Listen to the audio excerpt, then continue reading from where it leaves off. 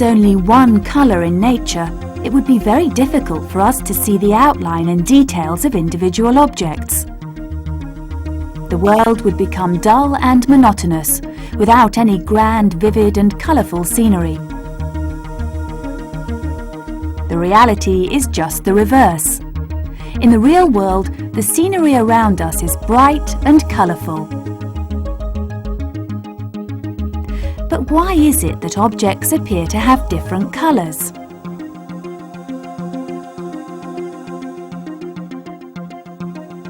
The sky is blue,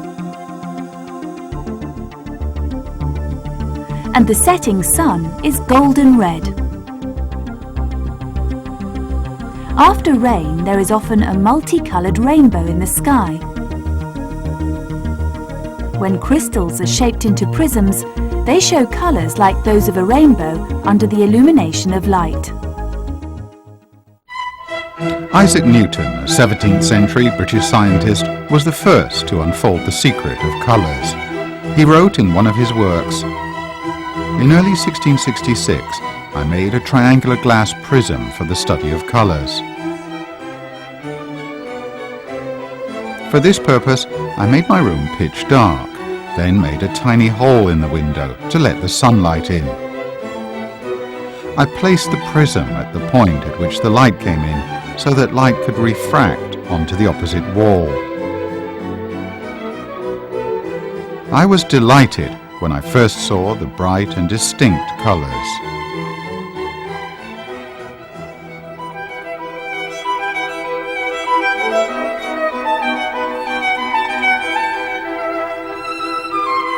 When the light beam from a ray box passes through a triangular prism, it breaks down into light rays of different colours. They are, from right to left, red, orange, yellow, green, blue, indigo and purple.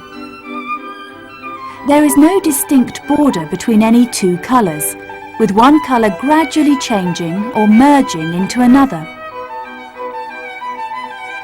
Scientists call this band of colours a spectrum.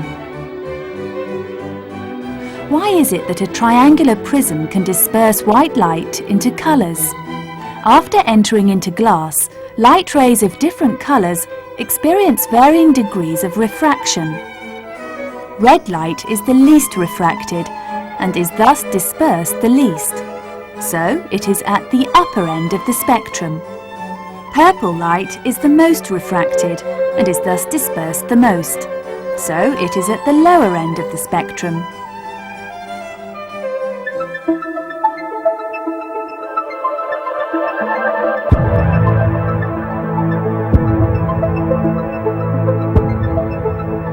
When the sun comes out after a shower, if you turn a little away from the sun and look at the sky, you will often see a beautiful rainbow. The rainbow is made up of 7 colours, just like the spectrum of sunlight. What turns sunlight into a colourful rainbow? This happens because there are numerous water droplets in the atmosphere. Wherever the atmosphere is densely filled with water droplets, it's likely that a beautiful rainbow will appear. The water droplets suspended in the atmosphere act like a prism. When sunlight enters a water droplet, it's refracted once. It's then reflected within the droplet and refracted once again when it emerges from the droplet. Light rays of different colours are refracted to varying degrees. Red light is the least refracted and purple light is the most refracted. After 2 refractions, the white light is turned into a 7-colour spectrum. Sunlight is turned into 7 colours through refraction by water droplets. When we look at a rainbow, we can see that the colours change gradually from red to purple, from the top of the rainbow to the bottom. We can produce an artificial rainbow ourselves. Pour some water into a shallow plate to about 1 inch in depth. Place a mirror obliquely on one side of the plate. Then turn the plate until sunlight falls on the mirror. The light will first pass through the water and then be reflected by the mirror.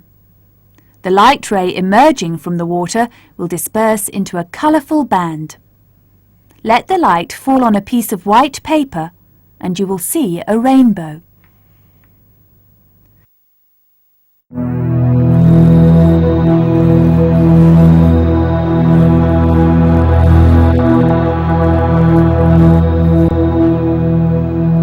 A triangular prism disperses white light into different colours.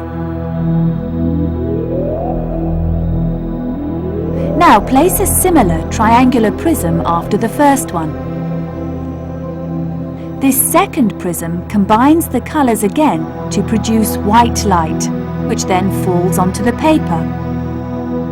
If we block some of the light rays going into the second prism, an unexpected colour will appear on the sheet of paper. For example, if we block the red light, a bluish-green colour will appear on the paper. This is because when one colour is missing, the remaining colours can no longer combine to form white light. One by one, block the yellow, green and blue rays in the spectrum. Different bright colours will appear on the piece of paper. Newton discovered that white light is made up of different elements, but it can be formed by light rays of 3 colours. These 3 are the most important colours and are known as the 3 primary colours. With light rays of these 3 colours, we can form light of any other colour. The 3 primary colours are red, green and blue. Any other light colour can be produced from light rays of the 3 primary colours with varying intensity. Mix the 3 colours, red, green and blue, and white light is formed again.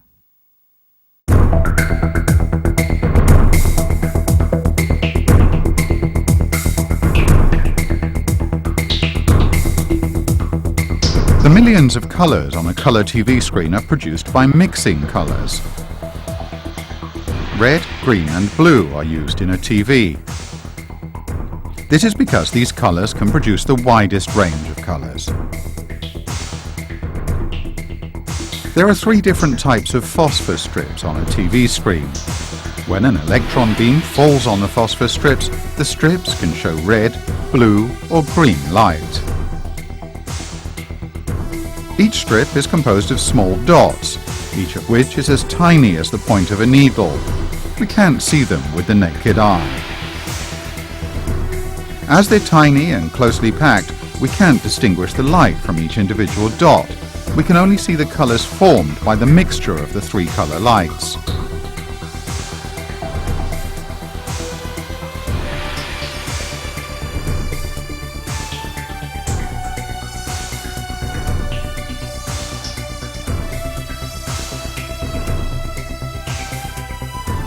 When electron beams hit the phosphor dots evenly, a white colour is shown on the screen.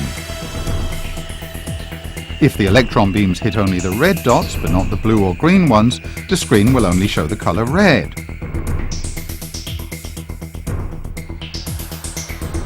If the red and green dots are hit, the screen will glow with a yellow colour.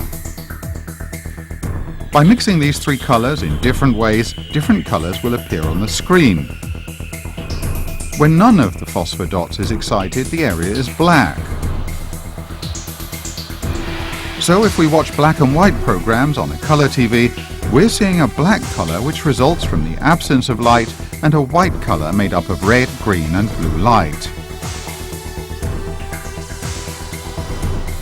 An electron gun is used to produce light from the phosphor dots on the screen. There are 3 electron guns in the cathode ray tube, 1 for each colour. Each gun will strike only the phosphor dots for the colour to which it corresponds. The intensity of the beam regulates the amount of the light emitted from the corresponding phosphor dots.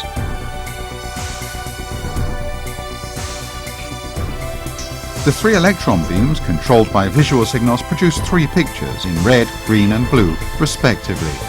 Juxtapose the 3 pictures and a full multicolour picture is formed.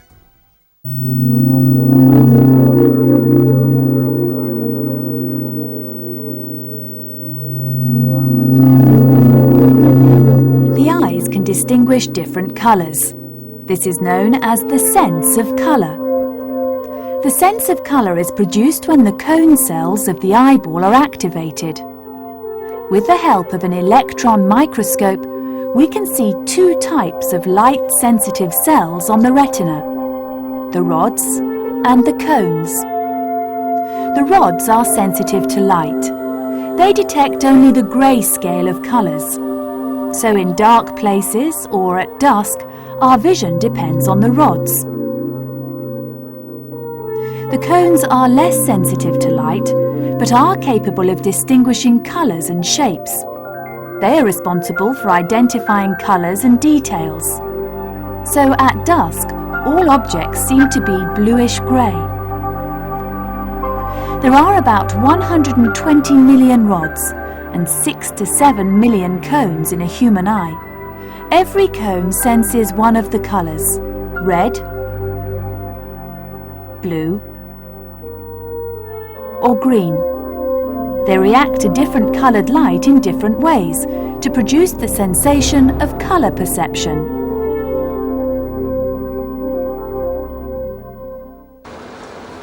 These three colour elements can be found on the retina of a person of normal vision.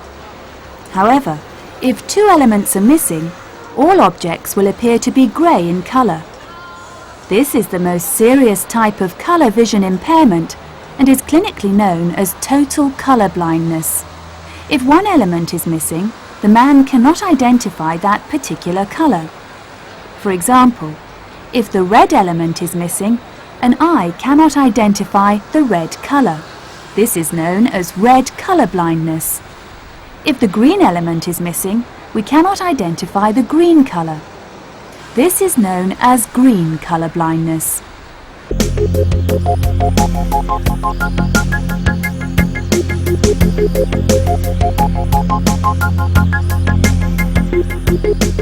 Colour is embedded in light. Light doesn't exist in paints, rainbows, or soap bubbles, but they do show different colours. Although we can see different colours around us, it doesn't mean that the objects themselves give out coloured light. These objects simply reflect part of the light that falls on their surface. So a red apple is red, not because it gives out red light itself, but because it reflects only the red light. A green leaf reflects only green light. In other words, the colour of an object is the colour of the light that it reflects. Red light mixes with green light to give yellow light. But when red paint mixes with green paint, it gives not a yellow colour but dull dark purple. Why is this so?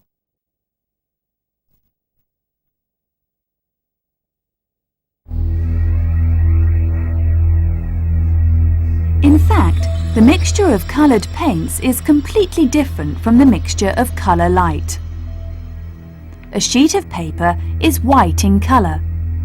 When we put red paint on it, its optical properties are changed. When white light falls on it, the red paint reflects only the red light and absorbs the light of all other colours. So, the paper looks red in colour.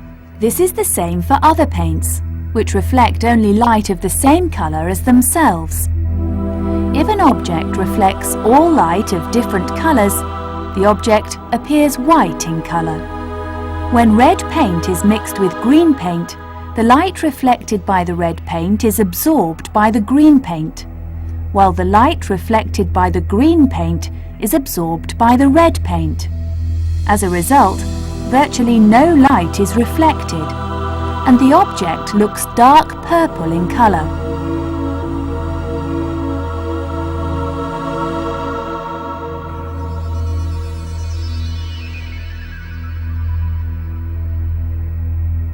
On a palette, when one more paint colour is added, the light reflected doesn't increase, but in fact decreases.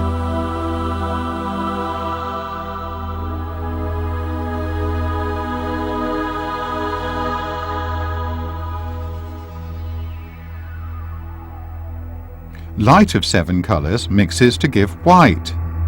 Various colour paints mix to give dark grey.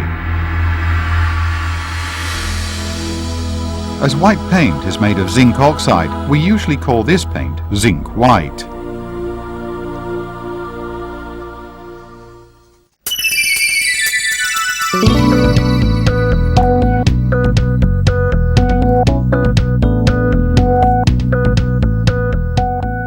All objects show their true colour only under sunlight. For example, a red dress looks more colourful under sunlight than under fluorescent light. This is because the light from a fluorescent lamp is mainly made up of light from the blue end of the spectrum, whereas sunlight is evenly distributed across the whole spectrum. Sufficient red light is thus reflected under the sun, and the redness of the dress looks brighter. The surface of a white object reflects all light falling on it, so it is red when illuminated with red light, and blue when illuminated with blue light.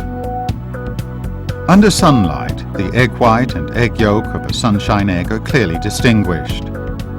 However, in red and yellow light, the white and yolk of the egg are almost indistinguishable. This is because when illuminated with red and yellow light, the egg white only has red and yellow light to reflect, and therefore looks the same colour as the egg yolk.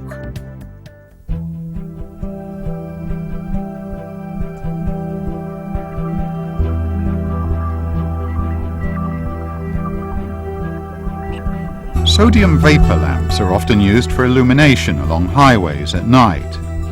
These lamps give out a mainly yellow light. Under yellow light, yellow cars look very bright.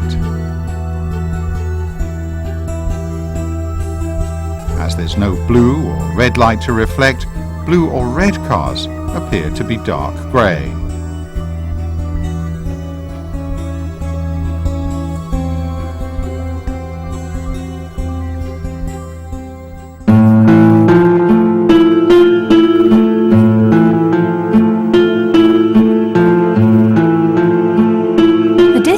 Sunlight travels through the atmosphere determines the changes in the colour of the sun during the day. A lot of dust particles and water droplets are suspended in the air. When the sun is overhead, sunlight penetrates the atmosphere through the shortest distance. Among the colour lights of the sun, red light and green light can penetrate the atmosphere, while blue light is scattered by the particles in the atmosphere. The sky thus appears blue. At sunset, the sunlight penetrates the atmosphere obliquely and passes a greater distance through the atmosphere. With the presence of more particles in between you and the sun, more blue and green light is scattered. The sun gradually turns yellow, orange, and then deep red.